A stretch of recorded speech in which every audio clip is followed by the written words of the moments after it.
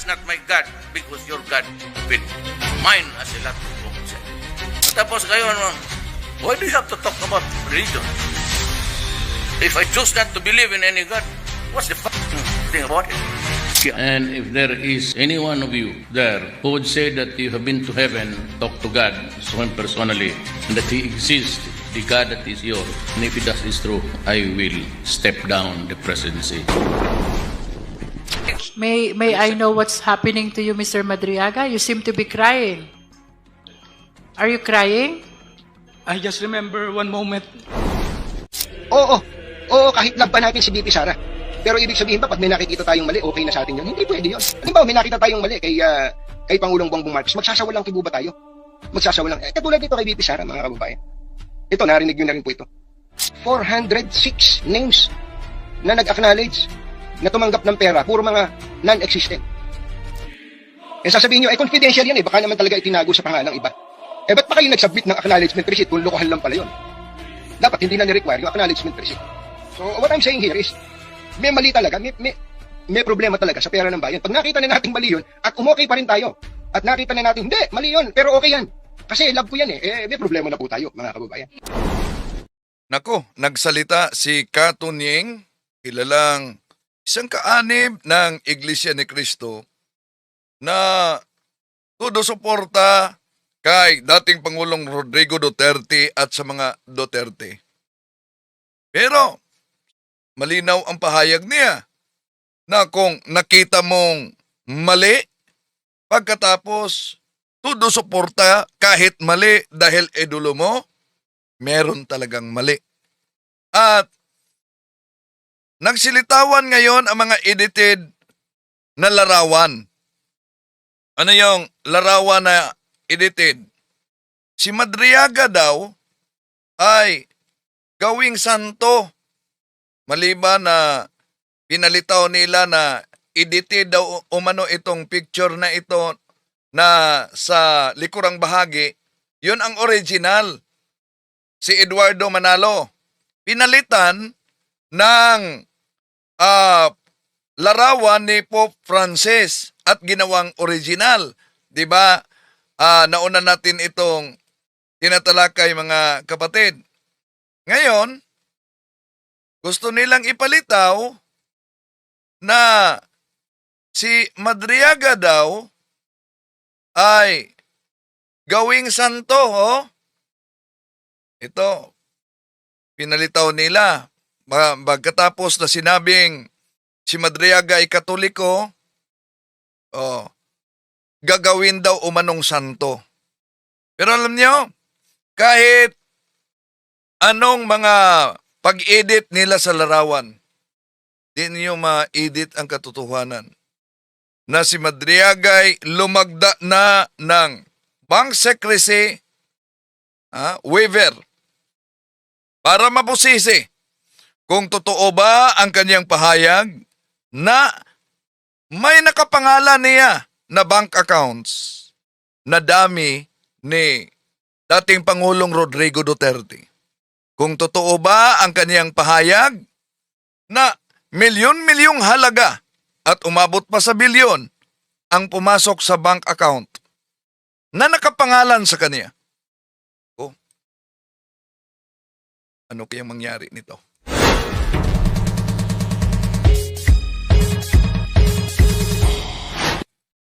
Kumusta? Welcome.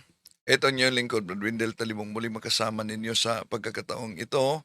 At inaniya natin ang ating mga suking taga-subaybay. Huwag kalimutang pindutin ang like sa ating live.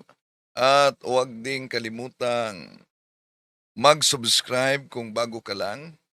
At pindutin ang bell button para updated kayo. Mag-comment at i-share ninyo. Kung saan man kayo nakabase ngayon sa iba't ibang bahagi sa ating bansa at sa iba't ibang bansa sa ating mundo. Naniyahan natin ang ating mga suking taga-subaybay. I-comment ninyo kung saan kayo nakabase para alam natin kung saan napaabot ang ating talakayan ngayon. Welcome sa ating live streaming. meron sana akong ibang paksa na tatalakayin, ngunit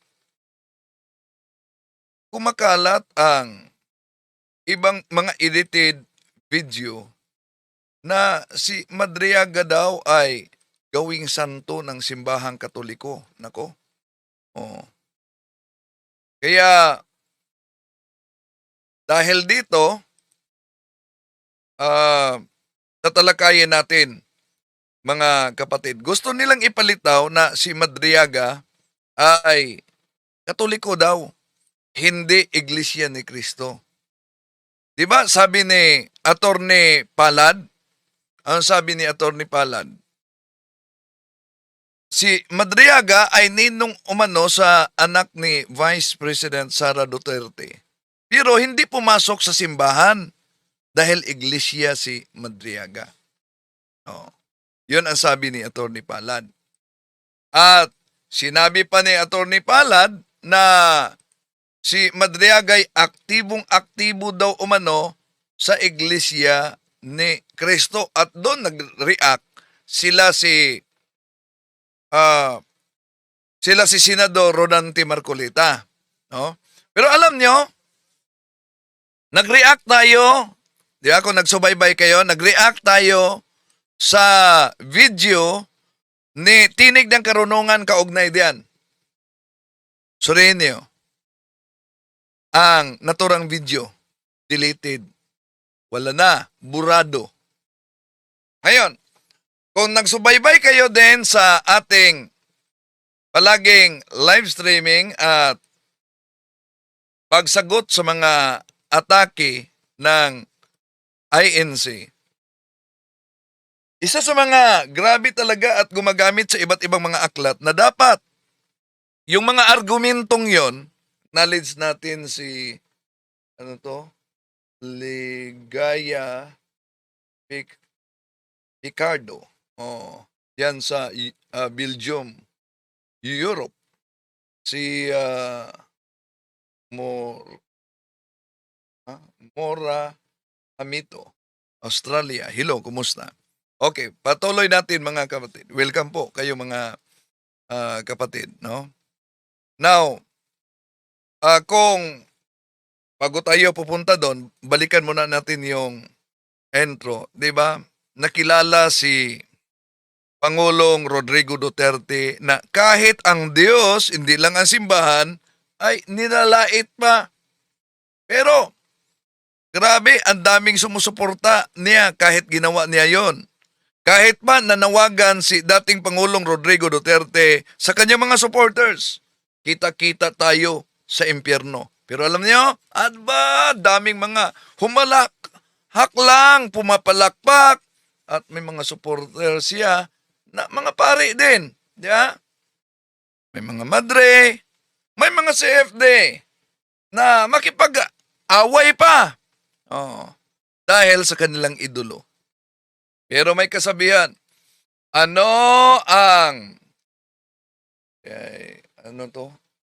Maura Hamito diyan sa Australia. Nabasa na natin to. Ano ang itinanim? Yun ang aanihin. Balikan muna natin, ha? Because your God is not my God because your God with mine. Oh, so mabigat yan. Napahayag. Siya lang ang kaisa-isang presidente sa ating bansa na nakapagsalita kaugnay dyan sa Diyos. Na ang Diyos ay estupido. Oh. Pero, kahit sinabi yan ni Duterte, ang daming mga pumpalakpak, ang daming tumatawa. Kahit pa sinabi ni Duterte, kita-kita tayo sa impyerno. Bigat yan. Tapos kayo, why do you have to talk about religion? If I choose not to believe in any God, what's the thing about it? And if there is any one of you there who would say that you have been to heaven, talk to God, so him personally, and that He exists, the God that is yours, and if that is true, I will step down the presidency. O, dapat, nakipag-usap ka na ni Kibuloy. Matalik mong kaibigan si Kibuloy. Si Kibuloy mismo ang nagsabi na kausap niya ang Diyos umano. Si Kibuloy nga ang nagsabi na Diyos mismo, ang Ama mismo ang nag-oto sa kanya na tatakbo siya bilang senador o ano nangyari? Ba't natalo si Kibuloy? Sino kaya na Diyos ang tinutukoy niya? Okay, tuloy natin. Ito na. Si Katunying, isang journalist, isang anchor person noon, at isang kaanib ng ANC, supporter ni Duterte, pero may pahayag siya dito. Totoo naman to. May I know what's happening? Sandali muna. Itong bahagi na umiyak si Madriaga. To you, Mr. Madriaga? You seem to be crying. Are you crying? I just remember one moment. Oo, oo, kahit love pa natin si VP Sara. Pero ibig sabihin ba, pag may nakikita tayong mali, okay na sa atin yun? Hindi. Yan, ang komento ni Katunying, no? Bilang supporter din kay VP Sara. Sabi niya, love natin si VP Sara. Pero ibig ba sabihin, pag may makita tayong mali? Pwede yun. Halimbawa, may nakita tayong mali kay Pangulong Bongbong Marcos, magsasawalang kibo ba tayo? Magsasawalang. Katulad dito kay VP Sara, mga kababayan. Ito, narinig nyo na rin po ito. 406 names na nag-acknowledge na tumanggap ng pera. Puro mga... So, ano ang palusot? Grabe ang mga pahayag sa mga DDS dyan sa social media.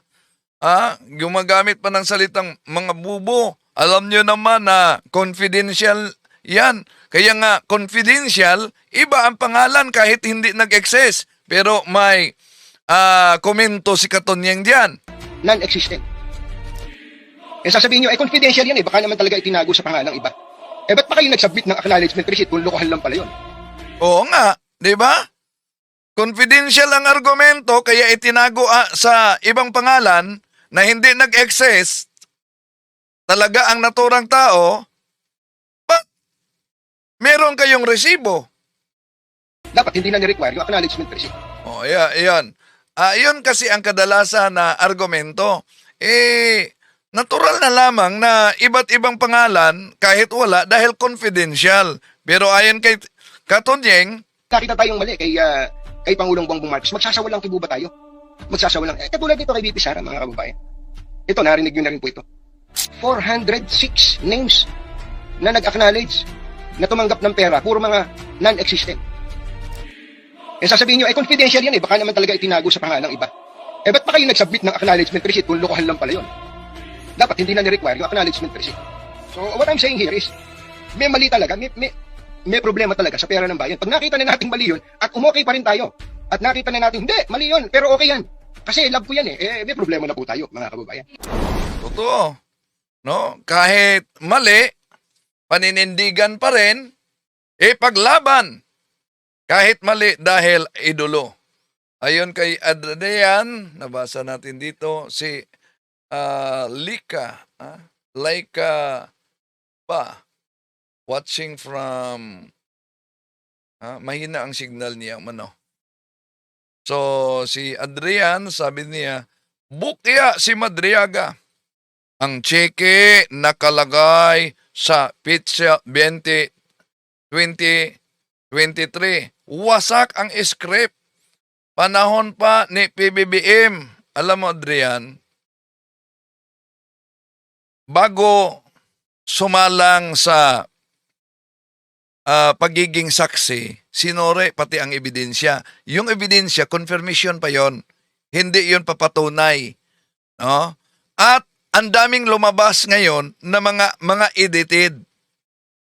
Kahit ba lumabas yung mga edited na painting, edited na cheque, sa palagay ninyo kung edited yon at mali, ihaharap yon sa Senado? Kung hindi yon edited na ipinakita sa karamihan bilang ebidensya, gagamit ang Senado ng ebidensya na siguradong makapagbukya sa kanila sa kaso. Kaya, common sense naman pag may time.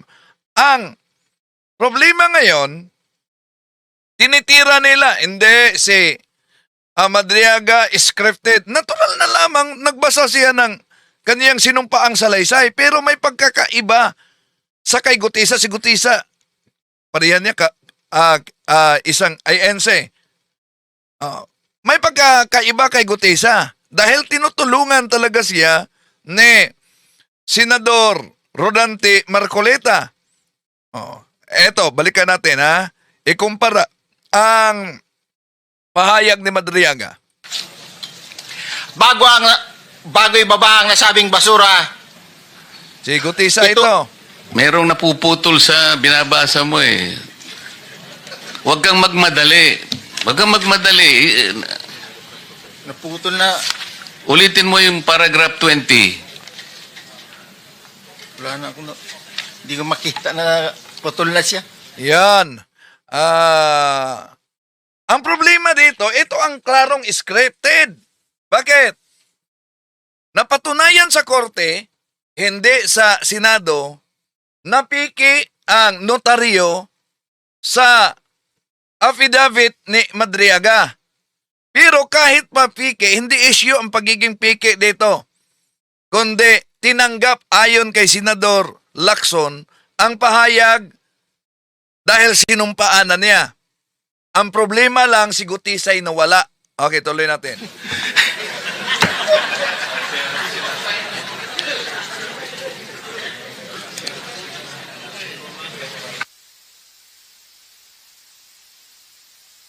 Ka lang sa binabasa mo, huwag ka nang nag-a-adlib. Kung ano yung nandito, basahin mo lang. Yes, Your Honor. Tuwing may Custom magnetic lifter transaction with Attorney Manscarpio. Sometime in 2017 or 2018, PRD told me to assist the husband of Sarah, Attorney Manasseh Manscarpio, regarding a problem with the Bureau of Customs. However, no specific details were provided by PRD. Thereafter, Attorney Mans called me. We later decided to meet in front of a coffee shop in Burgos Circle in Bonifacio Global City, Taguig City.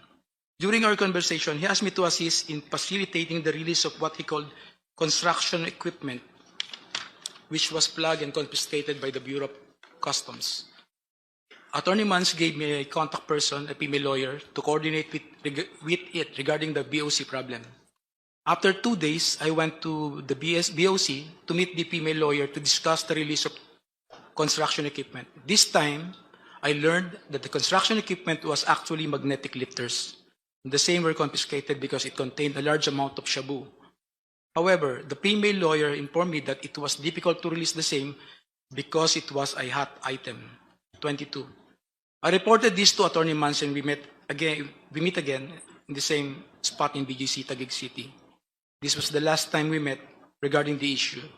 Later, I learned that the content of the magnetic lifters is at least 500 kilograms of shabu worth 4.3 billion pesos were mysteriously missing. Yan. Walang nagtuturo sa kanya kung anong pahina ang babasahin. Pero sinumpaan niya yan. Ang bigat, di magigiba nila. Bakit? Lumagda si Madriaga ng bank secrecy waiver para ipasilip ang kanyang mga bank accounts para patunayan na may mga bank accounts siya na ginamit na dami ni dating Pangulong Rodrigo Duterte. At may milyon-milyon na bilyon na umano ang ipinasok sa kanyang mga bank accounts. Okay. Si Madriaga ay sospitsado sa kidnapping for ransom. Alam niyo naman kung may background kayo diyan, nauna nating tinatalakayan. Sa kanyang paglagda sa bank secrecy waiver, diyan ay pwedeng mag-ipit sa kanya kung totoo na siya'y tumanggap ng pera sa pamamagitan ng kidnapping, di ba? Pero nilagdaan niya at nanumpa pa siya sa Senado sa paglagda niya para ipasilip kung totoo ba na milyon-milyong halaga ang pumasok sa kanyang bank accounts. Na naunang sinabi na yung mga bank accounts na iba, kung saan ginawang dami, ginamit lang ang kanyang pangalan, hindi siya mismo ang nagpunta sa bangko. Yun. Kaya, ano ang sabi ni Attorney Bueno, isang abogado kaugnay diyan? Tandaan niyo po, may aral dito. Words may deceive but numbers never lie. Sa mundo po ng politika, madaling gumawa ng press statement or political spin. Pero sa loob po ng korte, kapag inilatag na ang bank records, doon na nagtatapos ang ingay. Alam niyo po yung waiver of rights ni Madriaga under the Bank Secrecy Law ay para pong pagtanggal yan ng blindfold sa mata ng hustisya. Kung yung bangko po ay magsasabi ng kwento na kung saan kino-confirm lahat ang sinasabi sa publiko ni Ramil Madriaga, doon po natin makikita ang tunay na mukha ng pananagutan. Alam niyo po kasi yung pera ng bayan ay may bakas po yan. At ang bakas na yon ang magtuturo kung sino ang dapat managot sa taong bayan. Ang money trail, ang mapa, tungo sa katotohanan. At ngayon nga, ang mapang ito ay bukas na para sa ating lahat. So abangan po natin ang mga susunod na kabanata dito sa investigasyon ng confidential funds na yan at sa lahat ng mga allegedly mga illegal activities ng Vice Presidente dyan po sa Committee on Justice, House of Representatives at malaman natin ang katotohanan. Totoo ba ang sinasabi ni Ramil Madriaga o si Vice President Sara Duterte ang nagsasabi ng katotohanan? Si Attorney Bueno ang nagpahayag dyan, mga kapatid. Okay, may katanungan tayo batay sa nakita ninyo. Sino ang kapanipaniwala para sa inyo? Si Gutisa o si Madriaga? So may katanungan tayo dyan. Pwede kayong mag-comment. Nasa YouTube, no? YouTube. Okay. Ngayon, puntahan natin, mga kapatid, itong ikinakalat nila na si Madriaga ay gawin daw santo ng simbahang katoliko. Ito. Si Madriaga at may sinabi pa dito sa mabasa natin, bakit ba lahat ng mga masasamang tao o kriminal ay ginawang santo ng simbahang katoliko? Nako, parang ilihis nila ang isyo, di ba? Kawawa naman si Madriaga. Itinaboy na talaga siya sa iglesyang inaniban niya na pinaniniwalaan niyang totoo. Sabi dito, Madriaga, maaari umanong gawing santo dahil sa pagiging tapat at matapang nito na tumistigo laban kay BP Sara. Yon ang ikinakalat nila na mga kasinungalingan. Sino nagsabi na gawin siyang santo? Dahil ikinalat nila na si Madriaga daw ay katoliko. Edited lang umano. Ang original, ito daw. Original. Yung nasa, di ba, mapansin nyo, blurred yung pagka-edit kay Pope Francis. Ginawa nilang original. At nilagyan nila, inedit yung misa para malagyan ng mga imahe ng Sacred Heart at sa Mahal na Birhen Maria. So, yan, makita ninyo. Yon ang inedit talaga. So, palagay natin, kung siya ay katoliko, batay sa makita ninyo na larawan, ba't kailangan dyan sa misa ilagay ang mga imahe? Na hindi naman yon altar. Di ba? Kaya common sense naman. At nilagay dito, original. Pagkatapos, yung nasa luyo, sa likurang bahagi, ang imahe ni Eduardo Manalo, yun daw ang edited.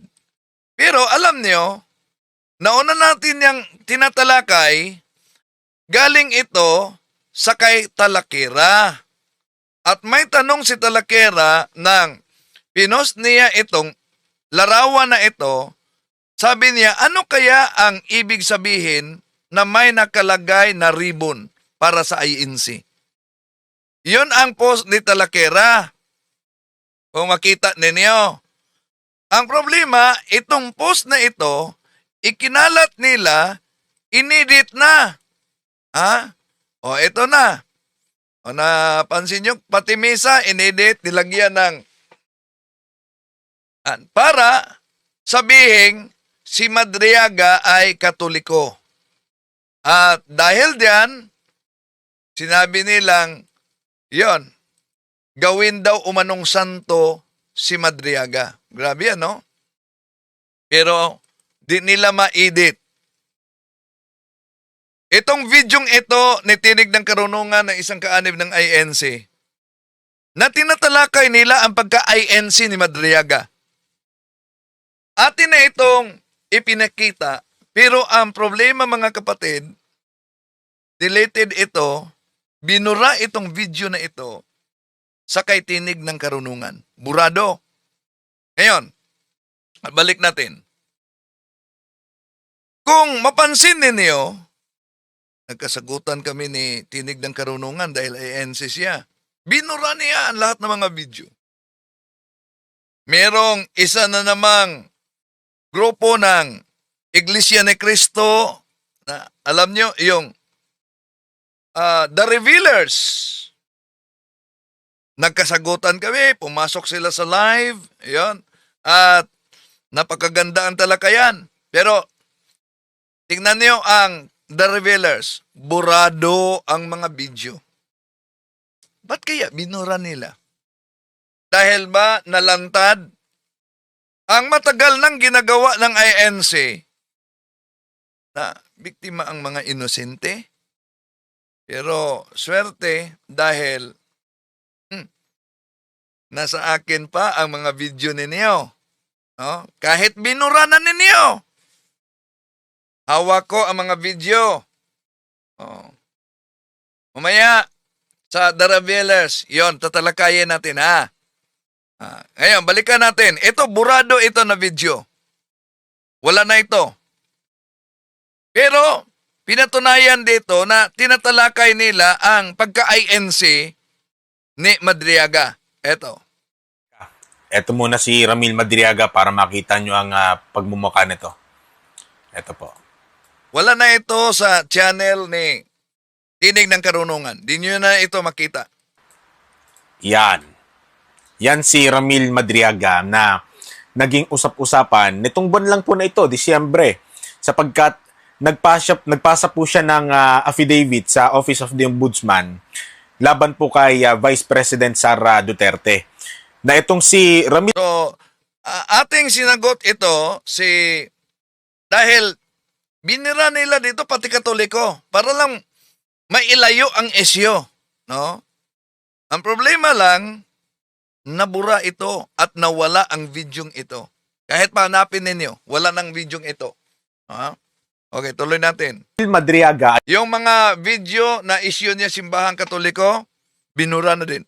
ay nagpapakilala po na siya raw ang bagman ng Vice Presidente na bilang bagman, nagdadala po ng pera kay VP sa pamamagitan daw ng duffel bag na batay sa mga chismis naman na nagsisirkula online, yung laman daw ng duffel bag na yon na dinala ni Ramil kay VP, yun daw yung confidential funds na lumilitaw sa mga malilisyosong konteksto. At sa sinumpaan niyang salaysay at sa pahayag niya sa Senado, grabe yun. Hindi totoo mano ang ulat na 11 araw na ubos. Dahil ayon kay Madriaga, siya mismo ang nagdala, nagdistribute, at naubos ito sa loob lamang ng 24 oras. Yun daw yung nalustay. Yun daw yung kinurakot ng Vice Presidente. Pero itong si Ramil Madriaga, mga kababayan, maliban dyan sa issue po na yan na hindi pa naman kumpirmado yun, ha? So, ang tinutukoy niya, nauna nating sinagot ito pero binura ang videong ito matapos natin sinagot. Tinutukoy niya na hindi pa kumpirmado yung affidavit ni Madriaga na isinumite niya doon sa ombudsman. At ito din kinuha ngayon sa Kongreso. No? Dahil ang Kongreso ang piskalya sa impeachment kay VP Sara. Okay. So, hindi pa kumpirmado, totoo naman, dahil reklamo, kailangan pang susuriin yan sa korte. Pero, ginawa niyang kumpirmado kasi dito, ang kaso ni Madriaga na wala pang opisyal na desisyon sa korte. Nagpasa lang siya ng affidavit, hindi pa kumpirmado yon na bagman. So, nagpasa ng affidavit, hindi pa kumpirmado. Tama naman, hindi pa kumpirmado dahil ang korte lamang batay sa bigat ng ebidensya, sa tibay ng ebidensya ang makapagsabi kung totoo ba ang affidavit na yan. Diba? Pero ang nakapagtataka lang dito, dahil, iyon ba ang dahilan kung bakit binura? Ang kaso ni Madriaga, kapwa nila iglesia ito, ang kaso ni Madriaga, kinumpirma na kahit wala pang opisyal na desisyon sa korte. Nga siya ni VP, meron pang isang issue ito. Oh, ayan. Pansinin niyo ha, di ba, klarong-klaro ang pagka-double standard. Sa affidavit, totoo naman, na hindi pa konfirmado kahit isinumiti niya sa ombudsman. Hindi lang sa ombudsman, ngayon, hawak na ng Kongreso. Di pa yan konfirmado. Ang ginawa sa Kongreso, confirmation pa yon sa mga ebidensya at sa kanyang testimonya. So, ang problema dito, tama si tinig ng karunungan, hindi pa kumpirmado. Ang problema, kinumpirma niya ang kaso ni Madriaga at may desisyon nga siya. Na ang issue po nito, talagang masasabi mong loko-loko tong tao. Yun. Talagang masasabi daw umanong loko-loko. Di ba? Desisyon. Pinangunahan mismo ang korte. Imagine, isa kang kaanib sa INC at alam mo na yung kaso ni Madriaga ay kasalukuyan pang nililitis at wala pang opisyal na desisyon. Pinangunahan mo ang korte, nagdesisyon ka na tinawag mo si Madriagang loko-loko. Bakit? Ito Alam nyo kung bakit? Siya lang naman yung leader ng isang sindikato ng kidnap for ransom. So, yung sinabing siya lang man ang leader ng sindikatong kidnap for ransom, yun ay kinumpirma na niya.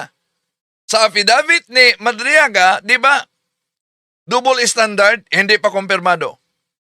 Pagdating kay Madriaga, na wala pang kumpirmadong desisyon sa korte, beyond reasonable doubt, pinangunahan na ang korte. Loko-loko at membro ng kidnapping for ransom.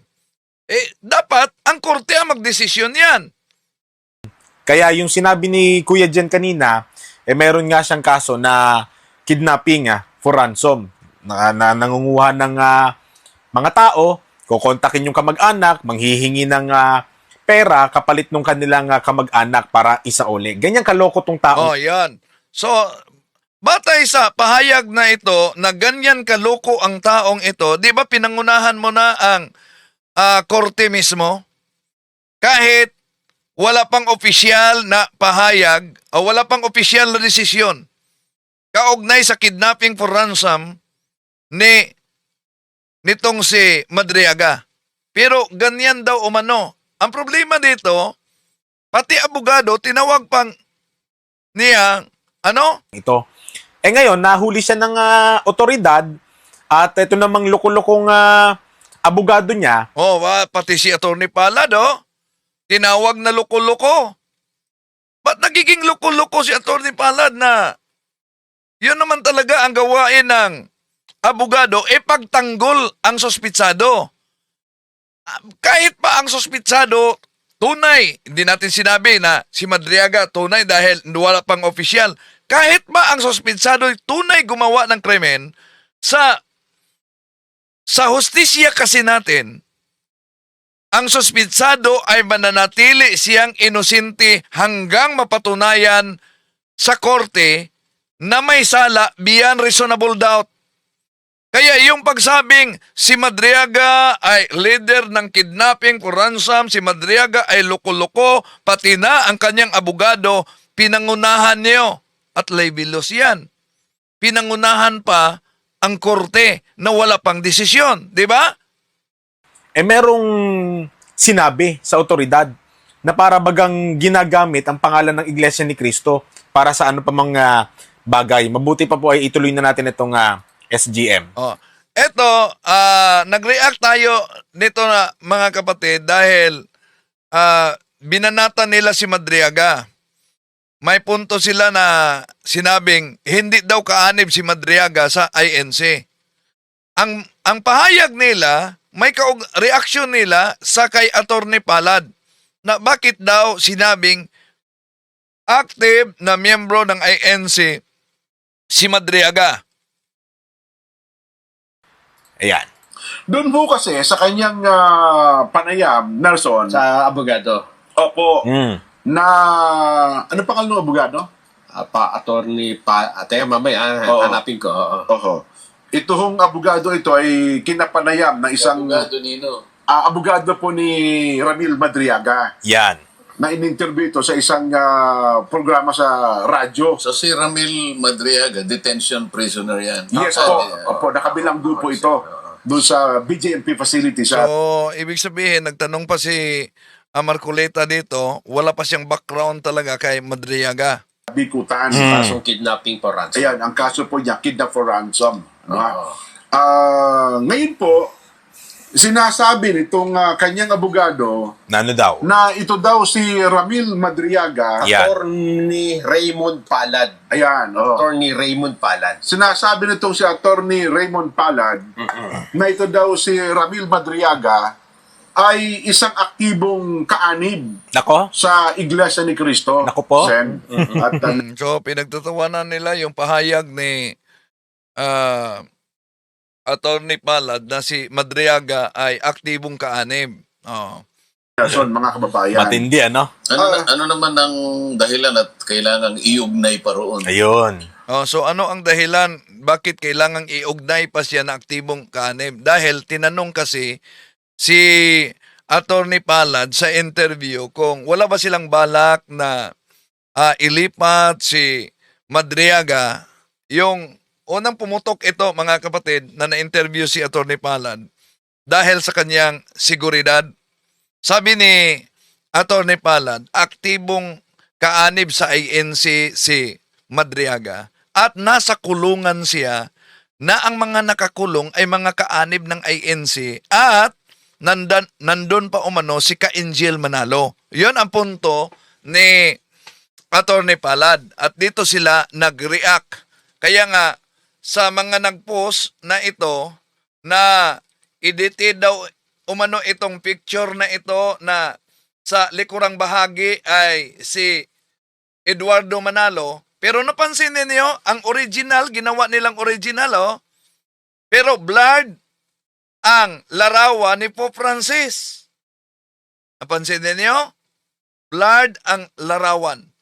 Makita ninyo, yung ginawa nilang edited na original, mas pinahaba ang misa para malagyan ng larawan ng Panginoong Hesukristo at Mahal na Birhen Maria.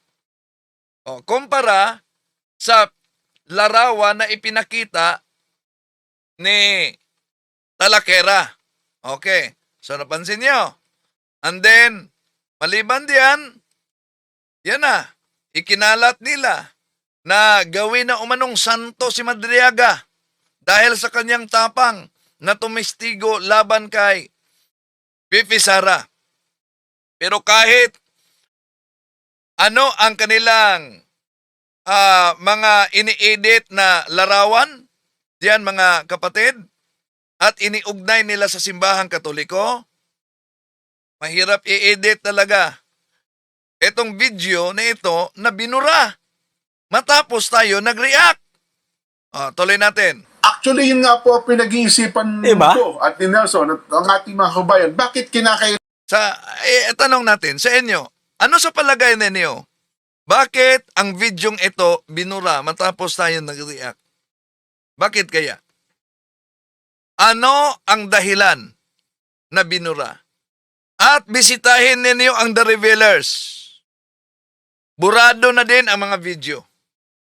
Bakit kaya? Tanong lang naman. Di ba? Matapos natin sinagot punto por punto, binuraduhin ang kanilang mga video. Lahat, burado. Tuloy natin. Kailangan pang banggitin nitong si Attorney Palad kung aktibo, hindi aktibong kaanib ng anumang relihiyon. Yung para sa Itong akin, si Madriaga. aktibo o hindi aktibo. But ang gusto kong malaman, bakit kinakailangan iugnay pa kung anong relihiyon ni Madriaga? Oo. May angulo si Nelson yan. Ano sa tingin mo, Nelson? Sa tingin ko, dahil kapag ka Iglesia ni Cristo, mataas ang tingin nila eh. Totoo yun.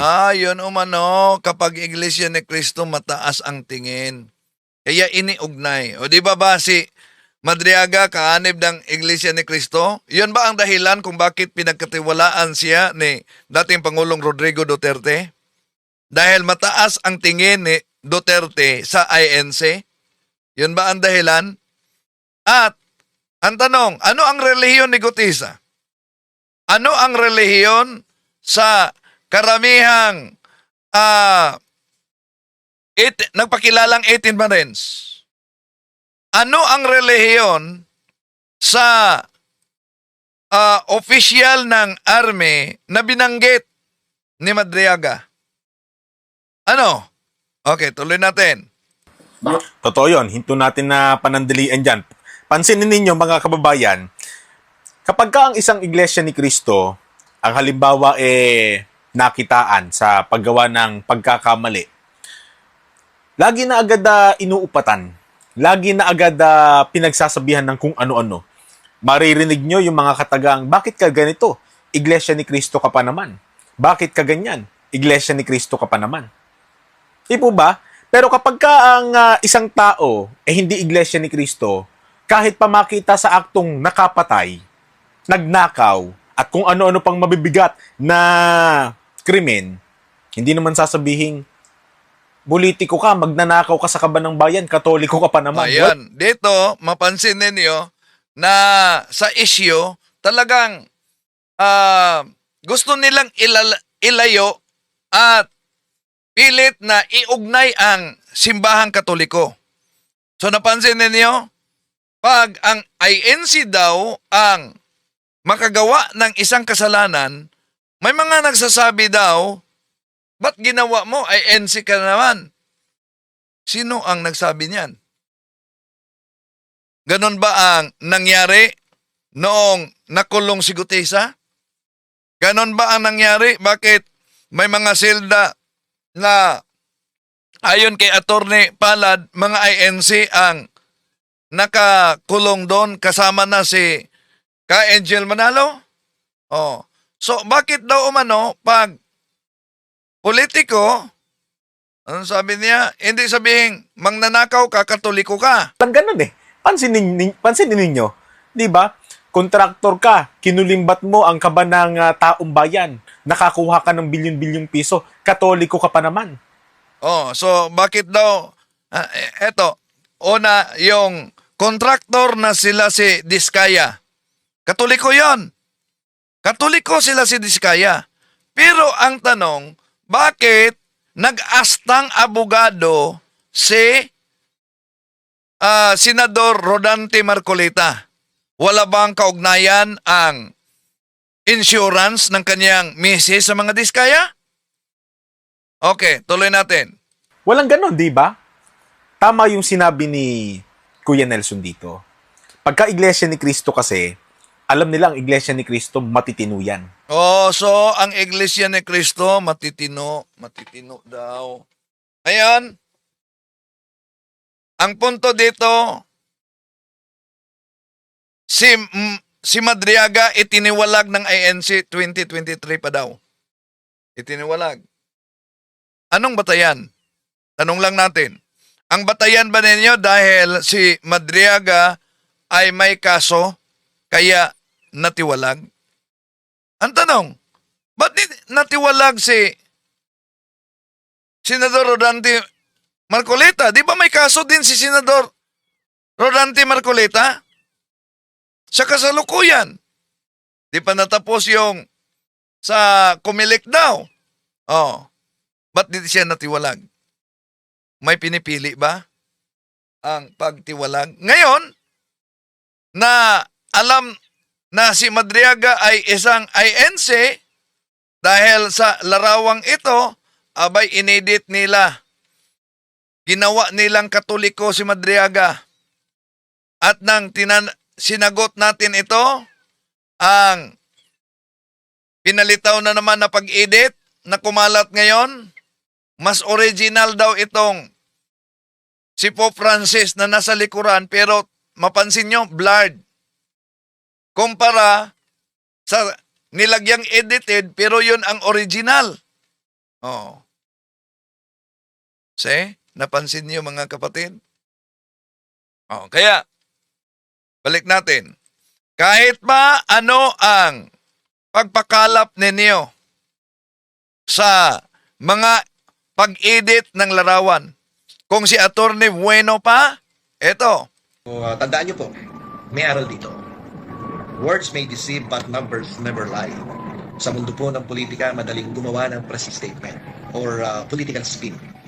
Pero sa loob po ng korte, kapag inilatag na ang bank records, doon na nagtatapos ang ingay.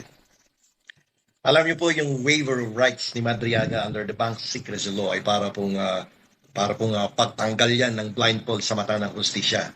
Kung yung bangko po ay magsasabi ng kwento na kung saan kino-confirm lahat ang sinasabi sa publiko ni Ramil Madriaga, doon po natin makikita ang tunay na mukha ng pananagutan. Alam niyo po kasi yung pera ng bayan ay may bakas po yan. At ang bakas na yon ang magtuturo kung sino ang dapat managot sa taong bayan. Ang money trail, ang mapa, tungo sa katotohanan. At ngayon nga, ang mapang ito ay bukas na para sa ating lahat. So abangan po natin ang mga susunod na kabanata dito sa investigasyon ng confidential funds na yan at sa lahat ng mga allegedly mga illegal activities ng Vice Presidente dyan po sa Committee on Justice, sa House of Representatives at malaman natin ang katotohanan. Totoo ba ang sinasabi ni Ramil Madriaga o si Vice President Sara Duterte ang nagsasabi ng katotohanan? Si Attorney Bueno yan. Okay. Di na mabura yung mga pahayag ni dating Pangulong Rodrigo Duterte. Grabe, nilait niya pati Diyos. Because your God is not my God because your God with mine as a lot of books. Tapos kayo, why do you have to talk about religion? If I choose not to believe in any God, what's the thing about it? And if there is any one of you there who would say that you have been to heaven, talk to God, so him personally, and that He exists, the God that is yours, and if that is true, I will step down the presidency. At nagiging issue nila ngayon, paiyak-iyak, padrama-drama, paubano si Madriaga, yon ang issue. Hanggang ganyan lang ba kayo? Ba't di, wala kayong issue nang lumagda na si Madriaga ng secrecy bank waiver? Oh. Sa akala ninyo, ano kaya sa palagay ninyo? Wala na kayang nakakabahan sa paglagda ni Madriaga nitong secrecy bank waiver? Tuloy natin. May I know what's happening to you, Mr. Madriaga? You seem to be crying. Are you crying? I just remember one moment. Oh, yun. Meron siyang naalala o mano. At ito ang reaction, ulitin natin, ni Katonyeng. Ano ang napansin ni Katonyeng? Oo, kahit love pa natin si BP Sara. Pero ibig sabihin ba, pag may nakikita tayong mali, okay na sa atin yun? Hindi pwede yun. Halimbawa, may nakita tayong mali kay Pangulong Bongbong Marcos, magsasawalang kibo ba tayo? Magsasawalang. Katulad nito kay BP Sara, mga kababayan. Ito, narinig nyo na rin po ito. 406 names na nag-acknowledge na tumanggap ng pera, puro mga non-existent. Sasabihin nyo, confidential yan baka naman talaga itinago sa pangalang iba. Ba't pa kayo nag-submit ng acknowledgement receipt kung lokohan lang pala yun? Dapat hindi na ni-require yung acknowledgement receipt. So, what I'm saying here is, may mali talaga, may problema talaga sa pera ng bayan. Pag nakita na natin mali yun, at umokay pa rin tayo, at nakita na natin, hindi, mali yun, pero okay yan. Kasi love ko yan may problema na po tayo, mga kababayan. Kaya sa mga kumakalat na mga edited na larawan ngayon, kahit ba yung edited na mga painting, hindi nakapagtataka talaga mga kapatid na sa halip na sagutin yung mabigat na aligasyon. Ang ilan ay umaasa lamang sa pagpakalat ng mga edited na larawan ni Madriaga na gustong ilihis at gustong ipakita na Katoliko umano si Madriaga. Ilihis lang nila ang atensyon ng publiko. Ang issue dito ay hindi kung si Madriaga ba ay Katoliko o si Madriaga ba ay gagawing santo batay sa mga kumakalat na larawan. Ang tunay na tanong, totoo ba ang kanyang mga pahayag at may bigat ba ang kanyang mga ebidensya na ipinakita? Kung si Madriaga ay lumagda sa bank secrecy waiver, ito ay isang mahalagang hakbang mga kapatid. Dahil binuksan nito ang kaniyang mga bank accounts para sa masusing investigasyon. Hindi ito simpleng opinion lamang o propaganda. Ito ay isang konkretong paraan upang mapatunayan o mapabulaanan ang mga aligasyon na may malaking halaga ng salapi na dumaan sa kanyang bank account na ayon sa kanya'y ginamit siyang dami ni Duterte. So kung walang katotohanan ang kanyang sinasabi, mas madali sana itong maipakita sa pamamagitan ng pagsusuri sa kanyang mga records. Ngunit kung ang sagot ay paninira, yung memes at mga edited na mga larawan, malinaw na iniiwasan yung sentro ng usapan at yung mga ebidensya. Hindi nadadaan sa viral post at ingay sa social media ang o kaya mga panlilingla sa social media ang anumang katotohanan. Dahil sa usaping may kaugnayan sa hustisya, ang korte ang final na magdesisyon batay sa tibay at bigat ng ebidensya. Hindi batay sa ingay sa social media. Sa korte at sa tunay na investigasyon, ang bigat na ebidensya, hindi dami ng mga edited na larawan ang mananaig. Abangan ang susunod na kabanata. Maraming salamat sa inyong